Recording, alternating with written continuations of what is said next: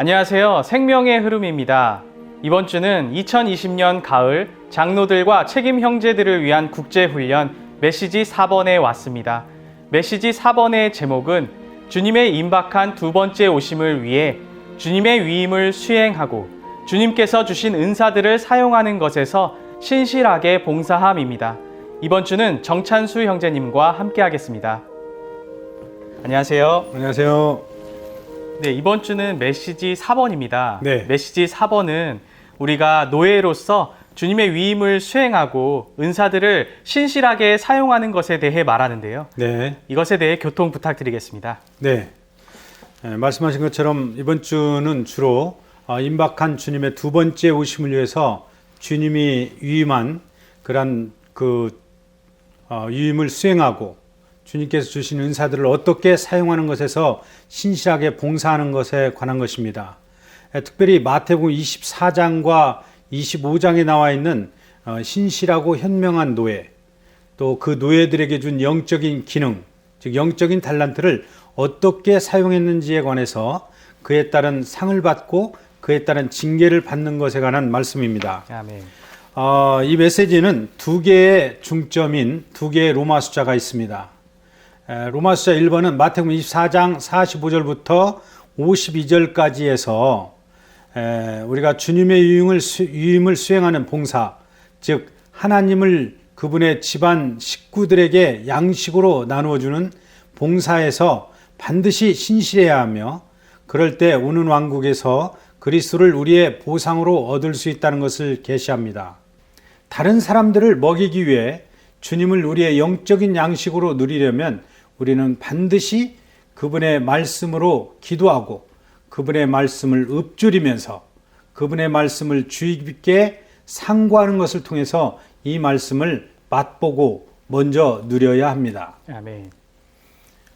그러나 또 다른 면에서 만일 우리가 마음속으로 우리의 주인이 더디 오실 것이라고 생각하는 것은 악한 이 시대를 사랑하는 것이고 주님의 다시 오심을 사모하지 않는 것입니다. 더욱이 그러한 노예들이 또한 동료들을 때리고 술꾼들과 어울려서 먹고 마시는 것은 세상적인 것들로 취해 있는 세상 사람들과 사귀는 것으로 아주 악한 노예의 전형적인 모습입니다. 신실하고 현명한 노예는 왕국이 출현할 때 다스리는 권위를 보상으로 받을 것이지만 이러한 악한 노예는 영광스러운 그리스도와 그분의 왕국의 영광스러운 임재에서 끊어질 것입니다. 네, 이것은 우리에게 주는 격려이자 또 경고의 말씀인데요. 네. 그렇다면 그분의 집인 교회를 위해 우리에게 주신 달란트를 사용하는 것에서 우리는 어떻게 해야 할까요? 네, 맞습니다. 그것이 바로 25장 14절부터 30절까지의 내용인데요. 우리가 주님께서 주신 은사들을 사용하는 것에서 반드시 신실하게 봉사하여 그분을 위해 이익을 남겨야 하고 그럴 때 오는 왕국에서 주님의 기쁨에 참여할 수 있다는 것을 계시합니다. 이러한 그 주인은 자기 노예들에게 각자의 재능을 따라 한 사람에게는 5달란트를, 다른 한 사람에게는 2달란트를, 또 다른 한 사람에게는 한 달란트를 주었죠. 이 이야기는 우리가 다 잘 알고 있는 이야기죠. 그러나 이러한 달란트로 장사하는 것은 주님께서 우리에게 주신 은사를 어떻게 사용하는 것에 대한 상징이고 그림입니다. 5달란트나 2달란트 받은 사람들은 문제가 없습니다. 그런데 1달란트 받은 이 사람은 이 달란트를 가지고 가서 땅을 파고 주인의 돈을 감추어 뒀습니다. 여기에서 땅은 세상을 상징하기 때문에 땅을 파고는 우리가 세상에 연관되어 주님께 받은 은사를 묻어두는 것을 상징합니다. 주인이 왔을 때 여기 돈을 감추어 두었습니다 라고 말할 때 이것은 하나의 은사를 사용하지 않은 것에 대한 핑계를 댔다는 거죠. 결국 주님은 이러한 핑계를 정당화시키지 않으실 것입니다. 주님은 이 땅에 오셨을 때 악하고 게으른 노예에게 차라리 나의 돈을, 주인의 돈을 돈 바꾸는 사람들, 은행가들에게 맡겼다가 주님이 왔을 때 본전과 이자를 되찾게 해야 됐다고 말했습니다. 여기서 그러면 이 은행은 무엇인가? 바로 이 은행은 새로운 믿는 이들, 또 젊은이들, 뒤로 물러간 사람들이라고 할 수 있습니다. 그래서 우리는 우리의 은사가 비록 적지만 이러한 사람들을 위해서 조금이라도 그 은사를 사용했다면 그것이 바로 한 달란트를 잘 사용한 것입니다. 다가올 왕국에서 게으른 믿는 이들은 주님에게서 받은 은사를 빼앗길 것이지만 또 빼앗길 뿐 아니라 바깥 어둠 속으로 내던질 것이지만 신실한 믿는 이들의 은사는 더 증가될 것이고 그들은 그들의 주인의 기쁨에 참여할 것입니다. 아멘. 감사합니다. 아멘. 이어서 이 메시지와 관련된 영상을 함께 시청하시고 계속해서 위트니스리 형제님의 영상을 함께 보시도록 하겠습니다. In this session, we come to message 4. The title is Being Faithful in Service in the Lord's Commission and in His Gifts for His Second and Imminent Coming. Well, according to Matthew 25, we are shown that as a believer, we have two statuses. We are a virgin, and we are also a slave. As a virgin, this speaks of our relationship with the Lord in life, that we need to be watchful so that we can be filled with Him. We can be filled up in our spirit, with His Spirit, and also we need to be transformed in our soul, that we may be matured to be ready for rapture. Well, as a slave, this speaks of our relationship with the Lord in service, which requires us to be faithful to carry out the Lord's commission, and also to exercise the gifts, the talents that He has given to us so that we can gain a reward when He returns. So every believer must take care of both aspects of this status. We are both a virgin waiting for our bridegroom to return. We need to be watchful in life. And also, we are slaves. We must be faithful to the Lord's commission and to what He has given to us as a gift, so that when He returns, we can gain a reward. In this message, we are focusing on this second message, the second aspect, to be a slave. As a slave, we need to be faithful in service, in the Lord's commission, and in His gifts for His second and imminent return. This message on the Lord's service is not just another message about service, about Christian service. It is a service in relation to or in the view of the Lord's second and imminent coming. This is the matter of service covered here in the book of Matthew, in Matthew 24 and 25 chapters related to the Lord's second coming. Well, while many Christians would like to serve the Lord, they want to serve in a certain way, they want to do something for God, well, we appreciate that.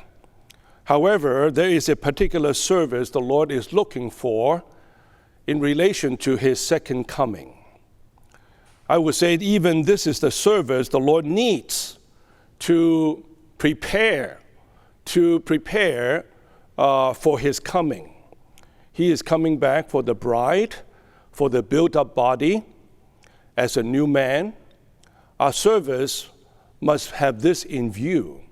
Our service must be related to this, instead of just merely doing something for God according to our zeal.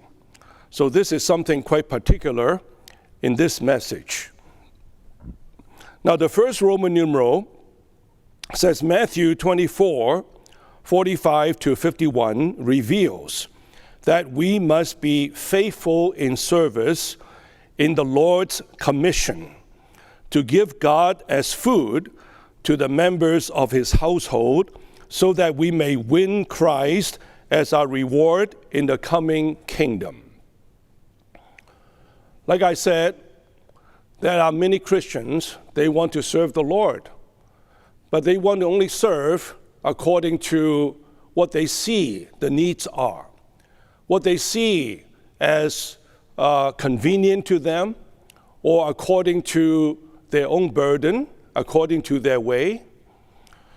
But here in Matthew 24, in this section, we are shown that as slaves, we must be faithful in service in the Lord's commission. The Lord has a commission because he has a heart's desire. The Bible shows us that God is after something. There is something on his heart. He's a God of purpose. And because of what his heart's desire, he has a commission. And our service must be to fulfill his commission, to carry out his commission. It's not just to do what we think is needed, what we think is necessary for the Lord. So we must be aware of the Lord's commission. And in this portion, it's very particular. It tells us that his commission, his charge to these slaves was that they would give food to the members of God's household. Can you imagine, or can you believe that this is what God desires for his slaves to do? Instead of going about to do a lot of great work, to evangelize, to teach, to preach, to heal, to cast out demons, and many wonderful works, God's commission in the light of his coming is to charge his slaves to give food to his household, right? Why do you want to give food to your household? You want to make sure your household is healthy. Make sure they are living, right? Make sure they are nourished. Whether they can do many things is one thing, but it is important that they are living, they are alive, they are nourished.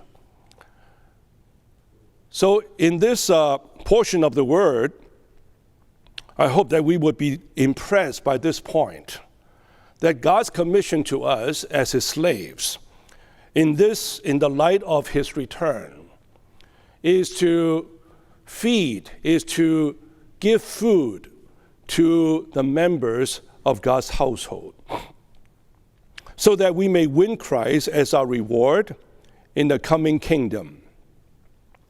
A says, God has a household and a household administration and economy to dispense himself as food to the members of his household for his expression.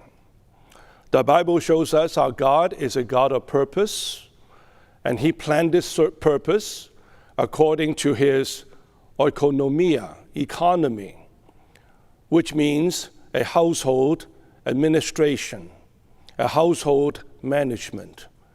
Deep in the heart of God, he desires to gain a household. He wants to have a household which consists of many, many members for his expression as his enlargement.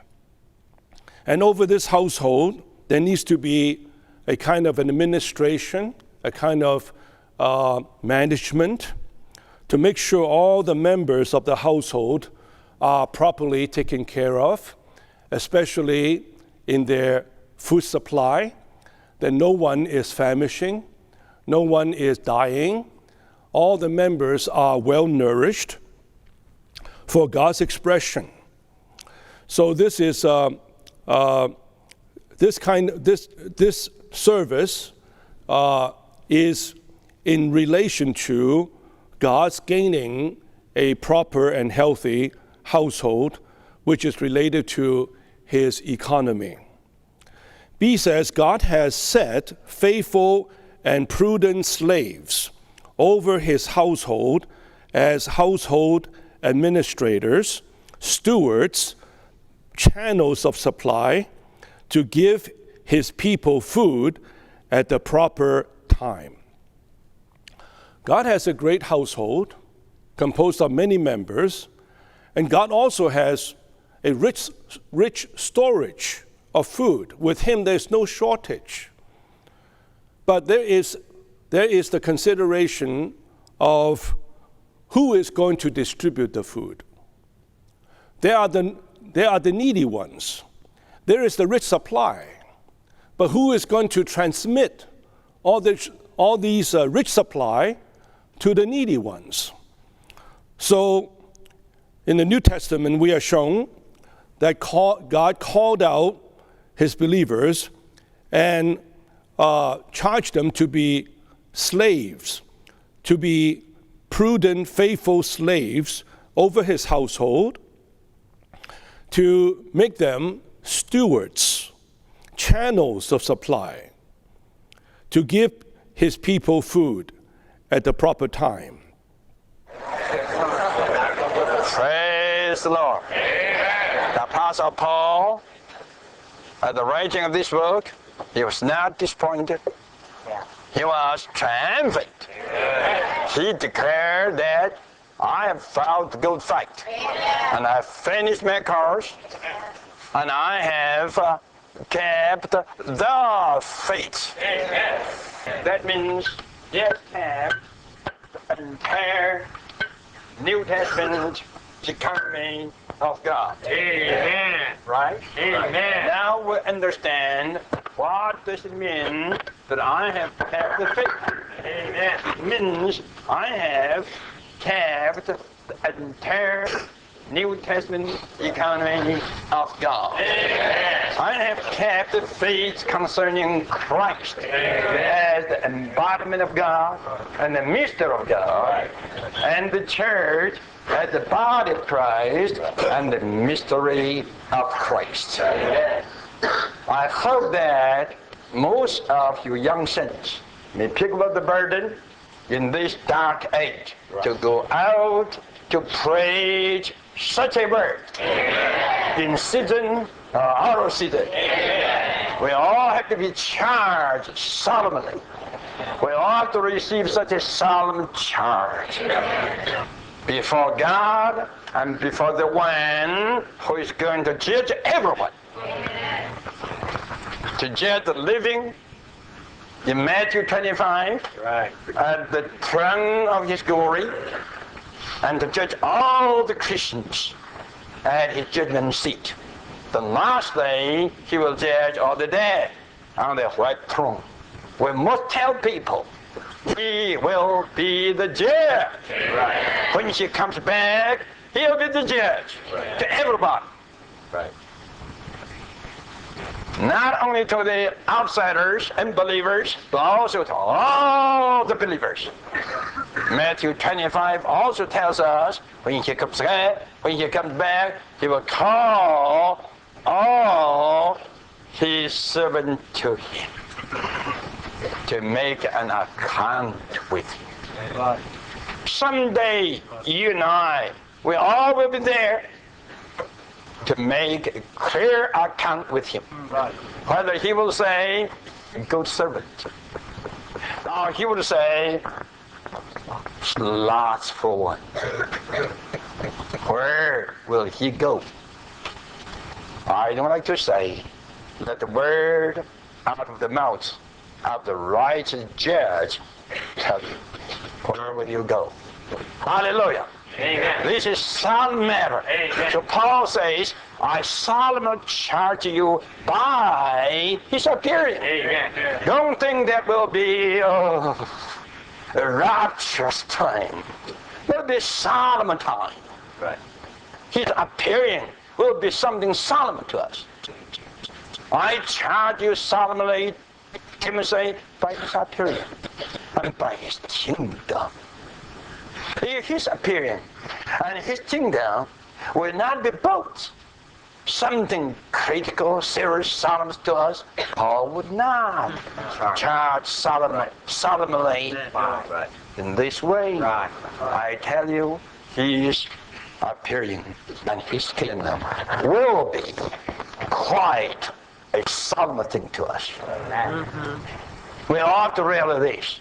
I'm so thankful tonight that you saints in Huntington Beach mostly has realized the solemnity of this charge. Now, we come to the last passage of 2 Timothy from verses 9 through 29 through 22.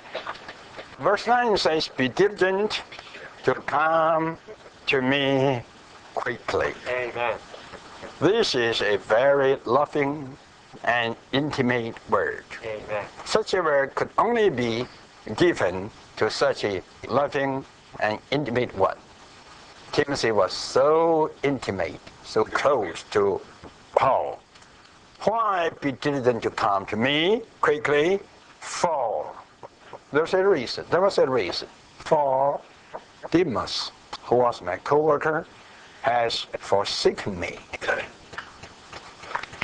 because he has loved the present age. The present age is the very word before their eyes.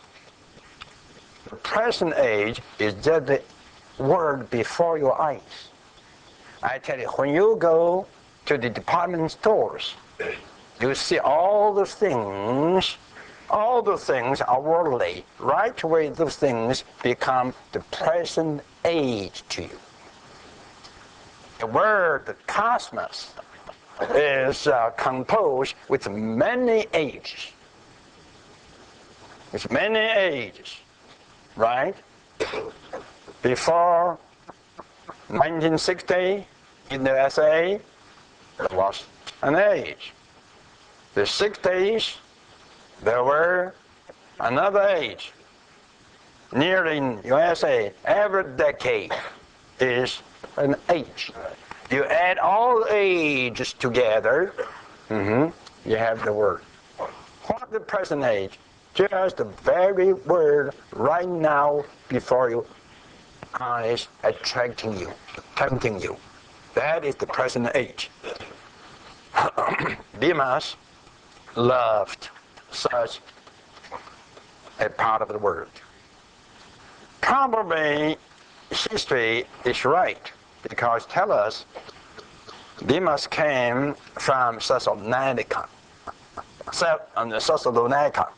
He was a native of that place. Whether he was or not, you just forget about. Anyhow, he loved the word, so he forsook the apostle and has come to Thessalonica.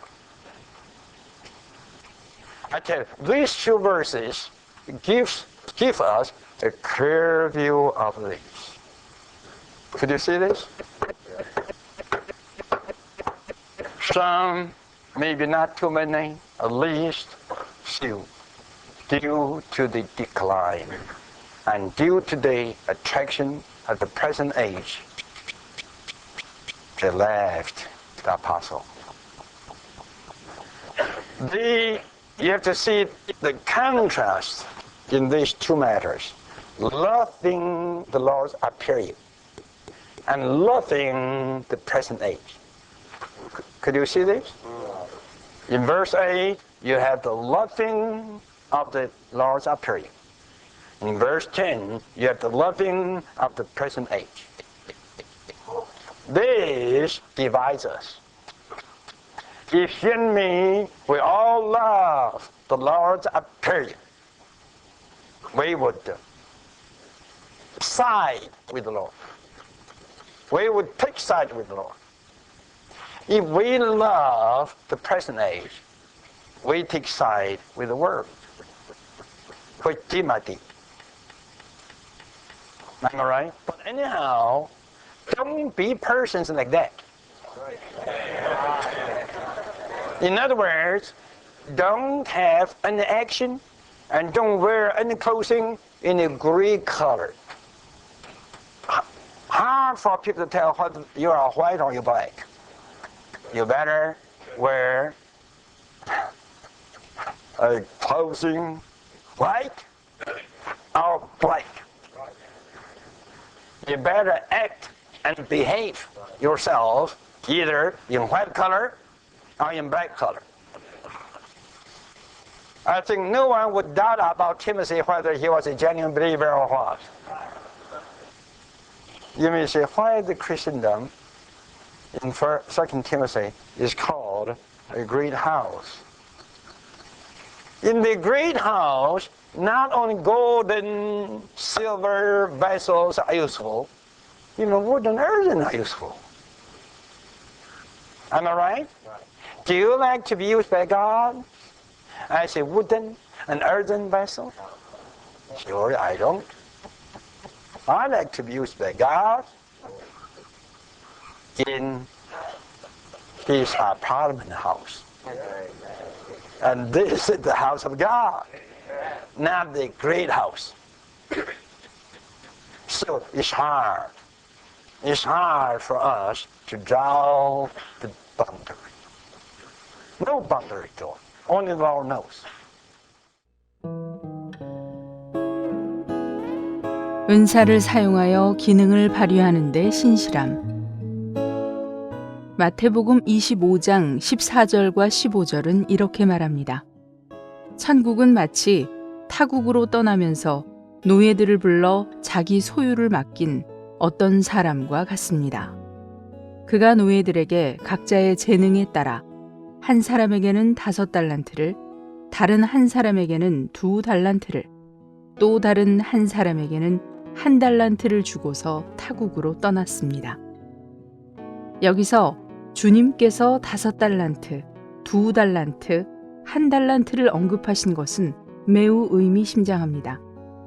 성경 전체에 걸쳐 5은 책임을 상징합니다. 5은 넷에 하나가 더해진 것입니다. 넷은 창조된 피조물을 상징하고 하나는 창조주를 상징합니다.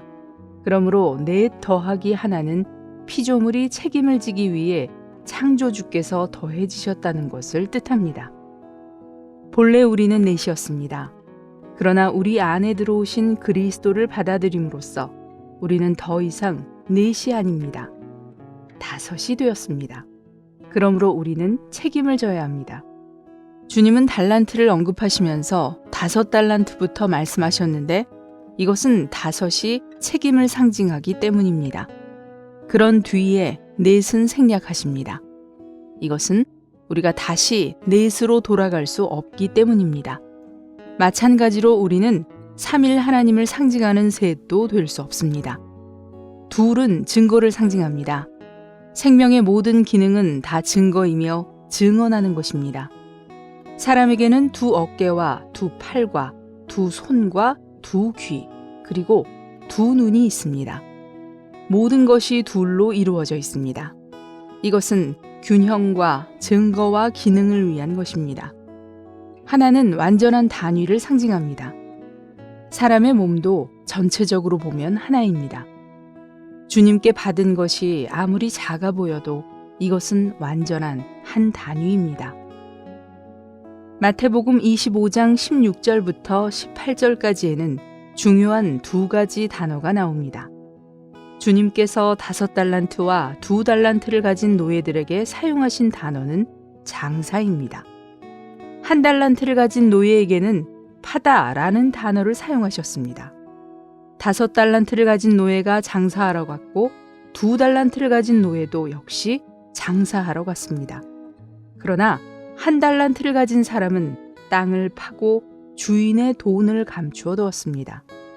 5달란트를 가진 사람은 5달란트를 더 벌었고 2달란트를 가진 사람도 2달란트를 더 벌었습니다. 그들은 모두 주님께서 주신 것보다 더 많이 벌 수 없었습니다. 이것은 우리가 주님에게서 받은 것보다 그 이상은 결코 벌 수 없음을 말해줍니다. 우리는 구원을 통해 무언가를 받았습니다. 물론 우리가 받은 것은 5달란트가 아니고 2달란트 혹은 그보다도 적은 1달란트일 수 있습니다. 1달란트도 받지 않았다고 말한다면 이것은 우리가 구원받지 않았다고 말하는 것이나 다름없습니다. 구원받았다면 모두 최소한 1달란트는 받은 것입니다. 이제 우리는 장사를 하러 가야 합니다. 나가서 우리가 받은 것을 사용해야 합니다. 그럴 때 우리는 더 많은 달란트를 산출하게 될 것입니다. 5은 5을 벌어 10이 되게 하고 2은 2를 벌어 4을 만들 것입니다. 가장 적은 하나라도 하나를 더 벌어 2배를 갖게 될 것입니다. 여기서 볼 수 있는 원칙은 우리가 단순히 기능을 발휘해야 한다는 사실입니다. 그런데 1달란트를 받았던 사람은 기능을 발휘하지 않았습니다. 마태복음 25장 18절은 그가 나가서 땅을 팠다고 말합니다. 당신은 장사하고 싶습니까? 아니면 땅을 파고 싶습니까? 장사하는 것은 쉽지만 땅을 파는 것은 힘듭니다.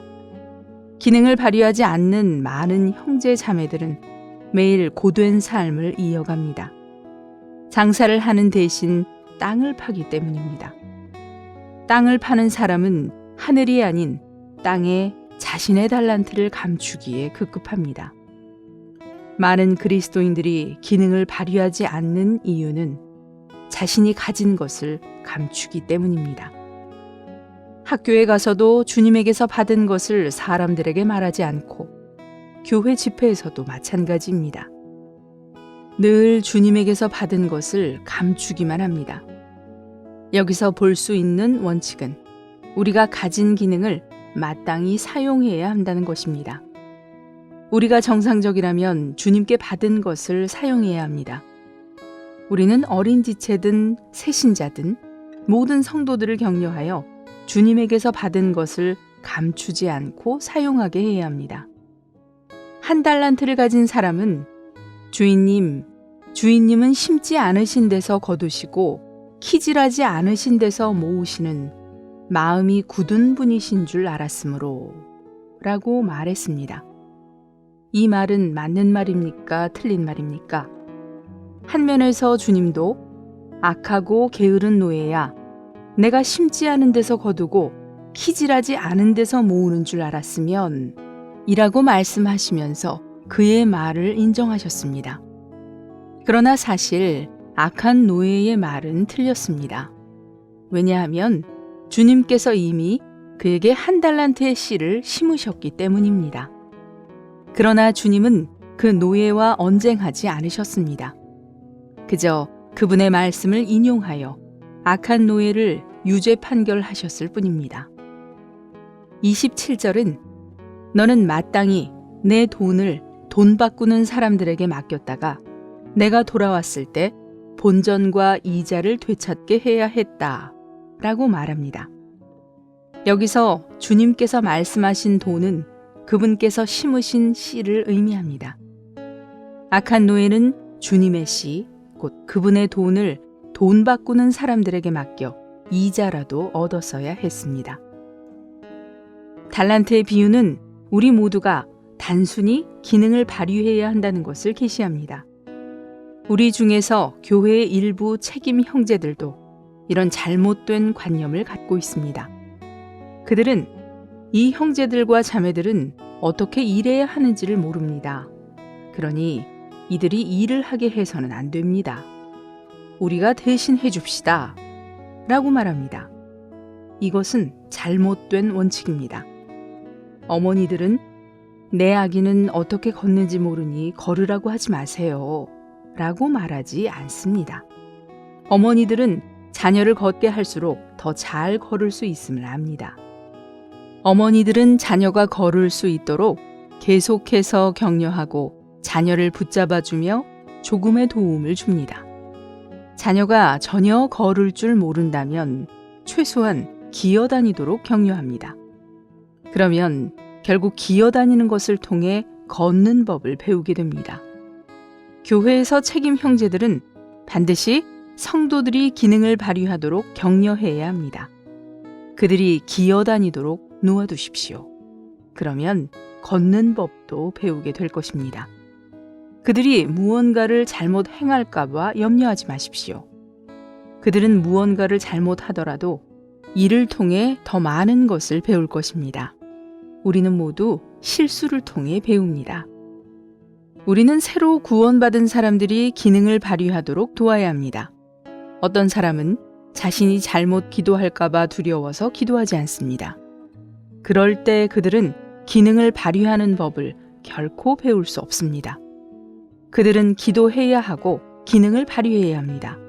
그러면 어떻게 기능을 발휘하는지 배우게 될 것입니다. 어떻게 걷는지 모른다면 그냥 기어다니십시오.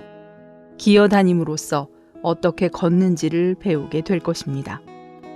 물론 주님의 상 집회에서는 체험이 많은 지체들의 기도가 필요합니다.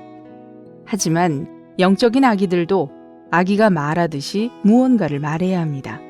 그렇게 할 때 집회는 참으로 아름답고 놀라울 것입니다. 가정은 획일화될 수 없습니다. 가정 안에는 할아버지와 할머니도 있고 아버지와 어머니와 큰 아이와 작은 아이와 심지어 갓난아기까지도 있습니다. 거기에는 여러 목소리들이 있어서 마치 합창단과도 같습니다. 어머니들은 자녀가 말썽을 피우는 것과 서툴게 일하는 것이 다른 것임을 압니다. 또한 그것이 그의 성장 과정의 한 부분이라는 것을 압니다. 어린 지체들과 새신자들이 교회에서 서툴게 기능을 발휘하는 것은 말썽을 피우는 것이 아닙니다. 오히려 그것은 정상적입니다. 이들이 서툴게 기능을 발휘하도록 놓아두십시오. 그러면 그들은 배울 것입니다. 결코 이들이 서툴다고 아무것도 할 수 없다거나 어떻게 하는지 모르기 때문에 무언가를 하도록 하면 안 된다고 생각하지 마십시오. 이것은 완전히 잘못된 생각입니다. 무언가를 하도록 내버려 두십시오. 시도하게 하고 배우게 하십시오. 만일 우리가 이 길에 있어서 주님을 섬기는 데 신실하다면 우리는 보상을 받을 것입니다. 본 내용은 위트니 스리 전집 믿는 이들에게 왕국이란 무엇인가? 오늘날 주님의 회복의 전진에서 발췌했습니다. 마태복음 24장 45절은 신실하고 현명한 노예가 되어 주인이 맡긴 집안 식구들에게 제때에 양식을 나눠줄 사람이 누구입니까? 라고 말합니다. 이번 한 주간도 주님의 임박한 다시 오심을 위해 그분의 위임을 온전히 수행하고 주님께서 주신 은사들을 사용하는 것에서 후회 없이 신실하게 드려질 수 있도록 기도드립니다. 감사합니다.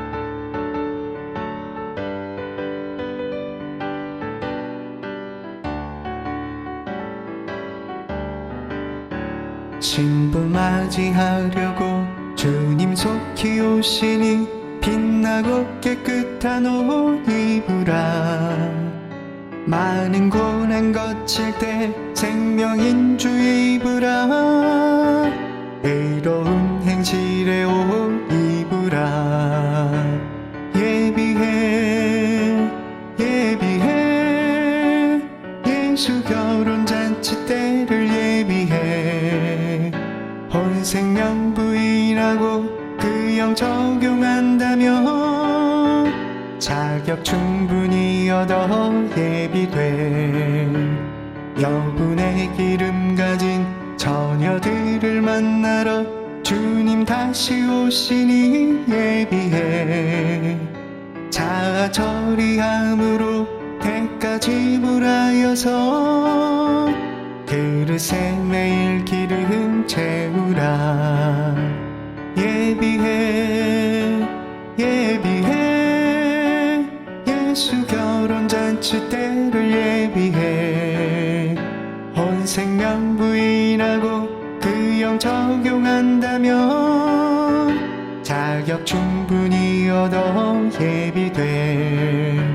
주님 다시 오셔서 진실한 종상 줄이 깨어 오늘 주님을 기다려 너의 한 달란트를 멸시하지 말고서 자아 문제 극복해 예비해 예비해 예비해 예수 결혼잔치 때를 예비해 온 생명 부인하고 그 영 적용한다면 자격 충분히 얻어 예비돼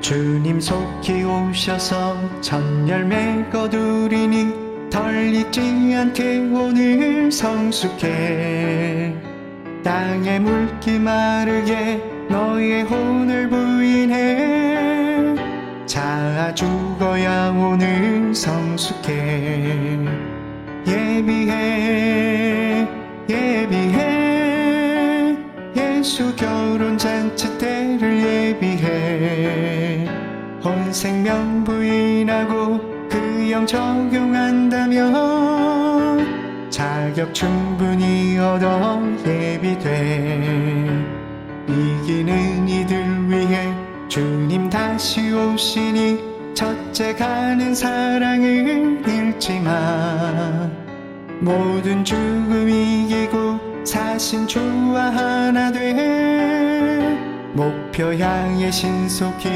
달리라 예비해 예비해 예수 결혼잔치 때를 예비해 온 생명 부인하고 그 영 적용한다면 자격 충분히 얻어 예비돼 주님 왕국 위하여 다시 이 땅 오시니 하늘에 속한 통치 추구해 자아 굴복시키는 공과 미루지 말고 속히 주께 보좌를 드리라 예비해 예비해 예수 결혼잔치 때를 예비해 온 생명 부인하고 그 영 적용한다면 자격 충분히 얻어